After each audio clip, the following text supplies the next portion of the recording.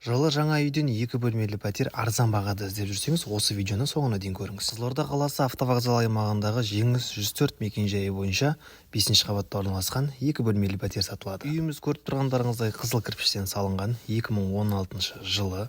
Пәтеріміз 5-ші қабатта, жалпы ауданы 50 шаршы метрді құрайды. Жалпы бұл аудан туралы көп таныстырып айтудың қажеті жоқ деп ойлаймын, себебі нағыз орталықтардың бірі. Автовокзал тиіп тұр, жанында магазин, аптека, супермаркет, остановка барлығы жақын, қаланың кез келген бағытында қоғамдық көліктер қатынайды.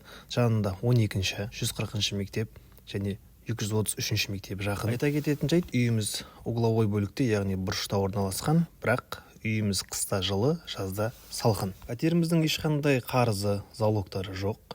Ипотекаге алам деушілер болса, кез келген банкпен рәсімдеуге болады. Видеодан байқап тұрғандарыңыздай, пәтеріміздің планировкасы ерекше, қалада қайталана бермейді. Пәтердегі жиһаздар келісім бойынша қалдырылады. Егер осы пәтер сізді қызықтырса, астындағы нөмірге байланысыңыздар.